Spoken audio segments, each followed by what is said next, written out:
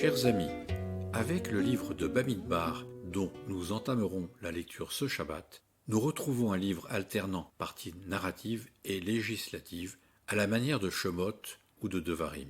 Le livre de Bamidbar est encore plus diversifié que celui de Shemot ou celui de Devarim, puisque l'on y trouve des récits, des textes de loi, des prophéties, des poèmes, des chants de victoire, des bénédictions, une satire, celle de Bilam, des listes d'itinéraires, des recensements, des courriers diplomatiques et des archives historiques. Toutefois, la richesse des sujets fait qu'il est difficile de trouver une ligne directrice dans le livre, si ce n'est qu'il se déroule pendant la plus grande partie des 40 années passées dans le désert. L'essentiel de Shemot se passe l'année de la sortie d'Égypte, et le livre de Devarim est le discours testament de Moïse, composé pendant les dernières semaines de sa vie. C'est le temps court. Bamidbar se distingue par une amplitude temporelle plus importante. Ceux qui sont présents lors du premier recensement au chapitre 20 vont mourir et ne feront plus partie du second recensement au chapitre 26 qui précède l'entrée dans le pays de Canaan. C'est le temps long. Ces deux recensements encadrent le livre de Bamidbar. Et c'est à la nouvelle génération qui n'a pas connu l'Égypte que Moïse s'adressera dans Devarim.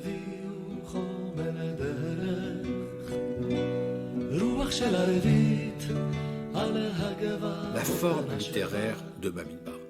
Il y a dans Bamidbar des éléments littéraires remarquables comme le chiasme, qui est une structure littéraire en miroir que j'ai évoquée la semaine dernière à propos de Vayikra, la répétition de passages à l'identique, comme au chapitre 7, qui mentionne les offrandes apportées par les princes des 12 tribus. Ces offrandes, toutes identiques, sont énoncées les unes après les autres dans un long passage de 72 versets, dont l'effet était de susciter le plaisir des auditeurs lorsqu'ils reconnaissaient l'offrande apportée par un représentant de leur tribu. En allongeant le temps consacré à la lecture de ce passage, on lui donne un relief qu'il n'aurait pas eu si on avait factorisé les offrandes des 12 princes de tribu.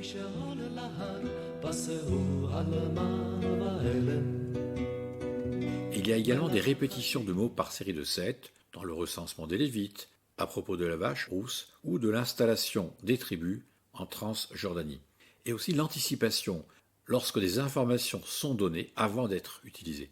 Par exemple, lors de la description du campement au chapitre 1, il est fait mention de la mobilité des Lévi'im, qui ne sera décrite qu'au chapitre 10. Ou, alors que Korach aurait dû être le chef de l'une des familles des Lévi'im, il est déclassé et remplacé par un cousin plus jeune, avant même qu'il ne se rebelle, ce qui arrivera au chapitre 16, et qu'il ne disparaisse englouti dans la terre. Les villes de refuge sont nommées avant que le principe même de leur existence ne soit indiqué. Et les noms de Korach et de Pinchas ont été mis en exergue à dessein dans Shemot, chapitre 6, versets 24 et 25, alors qu'ils n'apparaissent pour la première fois que dans Bamidbar.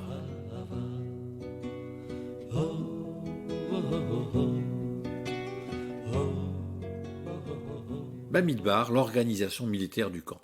Le campement des enfants d'Israël, tel qu'il est décrit dans Bamidbar, est un carré, avec au centre le Mishkan, entouré par les 12 tribus, avec 3 tribus de chaque côté du carré. C'est un camp militaire, afin d'être prêt à faire la guerre. On peut d'ailleurs observer que cette description correspond assez bien à ce qu'ont écrit les historiens de l'Antiquité à propos des camps militaires. Le camp de Ramsès II dans ses campagnes contre les Hittites était de forme carrée.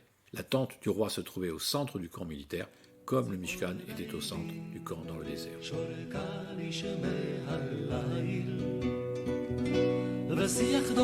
Bamidbar et l'archéologie.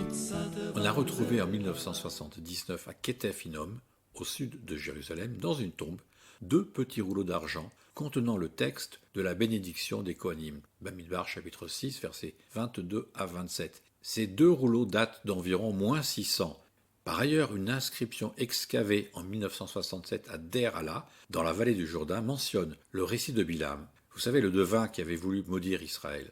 Cette inscription constitue la plus ancienne évocation d'un personnage de la Torah que l'on ait trouvé à ce jour.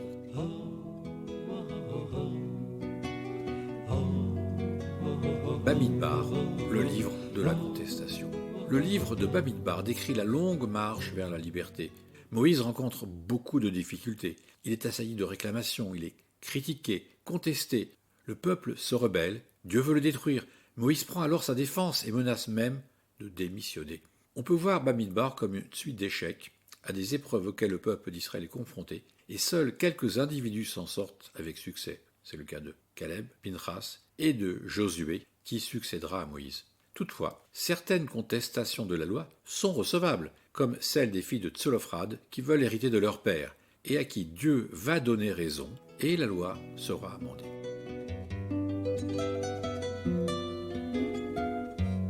Bamidbar et la théologie. L'énoncé le plus systématique et le plus élaboré de la vision théologique de Bamidbar est celle qu'exprime Bilam lorsqu'il proclame son admiration pour Israël au chapitre 23. C'est la leçon d'un voyant qui nous explique en quoi consiste la supériorité du Dieu d'Israël sur les divinités païennes.